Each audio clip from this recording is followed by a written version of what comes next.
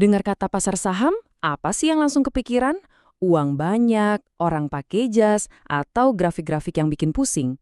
Oke, lupain dulu semua itu. Soalnya, dalam 5 menit ke depan, kita bakal buktiin kalau konsepnya itu sebenarnya sesederhana pasar dekat rumah kita. Hayo, ngaku aja deh. Sering banget kan kita mikir kayak gini, seolah-olah ini tuh mainannya para om-om kaya, pakai jas, kayak klub eksklusif yang ya bukan buat kita-kita lah. Tapi, apa benar emang kayak gitu? Gimana kalau saya bilang, inti dari semua kerumitan ini sebetulnya bisa kita ngertiin cuma dengan ngebayangin sesuatu yang akrab banget sama kita. Oke, jadi untuk membedah ini semua, kita cuma perlu bayangin satu hal. Pasar. Iya, pasar biasa, sesederhana itu. Karena pada dasarnya, bursa saham itu ya pasar, logikanya sama persis. Coba deh kita bandingin. Di pasar yang biasa kita datengin, ada apa aja? Ada pembeli, ada penjual, sama ada barang yang dijual kan? Nah, di pasar modal, ternyata sama persis. Pembelinya, ya kita-kita ini, investor. Penjualnya, itu perusahaan-perusahaan. Terus barang dagangannya apa? Nah, barang inilah yang kita sebut saham. Dan logikanya, ya sama aja. Coba bayangin deh, ada sepatu sneaker, rilis model baru, semua orang pengen punya. Harganya gimana? Pasti langsung meroket kan?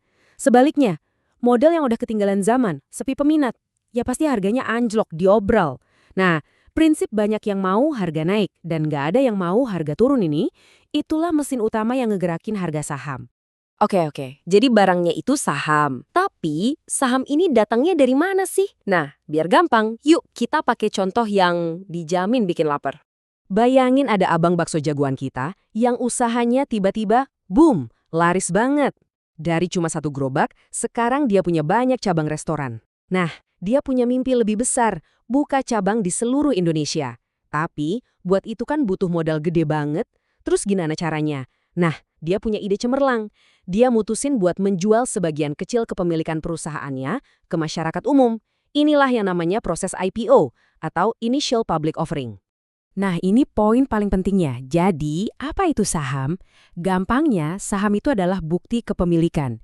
Jadi, waktu kamu beli saham si abang bakso tadi, kamu itu secara sah jadi salah satu pemilik perusahaannya. Ya, walaupun porsinya suprit, tapi tetap kamu itu pemilik. Oke, sekarang kita udah ngerti nih apa itu saham. Terus, pertanyaan berikutnya, ngapain juga kita beli? Apa untungnya? Jawabannya tentu aja cuma satu, cari untung. Nah, buat dapat untung dari saham ini, ada dua cara utama. Yang pertama, dan ini yang paling sering orang tahu, adalah dari kenaikan harga. Simpel aja, kita beli saham baksonya pas harganya 1.000, bisnisnya makin maju, harganya naik jadi 1.500. Kita jual deh. Nah, selisih 500-nya itu keuntungan kita. Terus cara kedua apa? Namanya dividen. Anggap aja ini kayak bonus akhir tahun dari perusahaan. Jadi pas perusahaannya untung gede, mereka bisa bagi-bagi sebagian profitnya itu ke semua pemilik saham. Termasuk kita. Nah, ini nih pertanyaan paling penting. Kok bisa sih harga saham itu naik turun, kadang-kadang kayak roller coaster? Jawabannya satu kata, ekspektasi. Gini deh, kalau bisnis bakso kita makin keren, keluarin menu baru, untungnya makin banyak, orang-orang bakal mikir, wah ini prospeknya bagus nih. Jadi mereka rame-rame beli sahamnya, berharap harganya bakal terus naik. Nah, karena banyak yang mau beli, ya harganya jadi naik. Sebaliknya, kalau tiba-tiba ada kabar jelek, misalnya resep rahasianya bocor, orang-orang bakal panik. Waduh, ini bisa bangkrut. Mereka bakal buru-buru jual sahamnya. Banyak yang jual, ya harganya anjlok. Oke, ngomongin untung emang seru.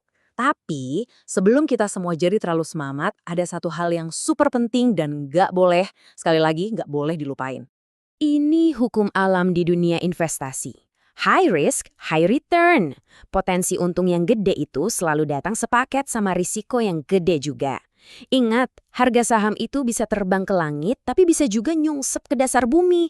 Ini bukan jalan tol bebas hambatan menuju kekayaan ya. Jadi, sebelum kita terjun dan mempertaruhkan uang hasil kerja keras kita, coba deh kita renungin ini dulu.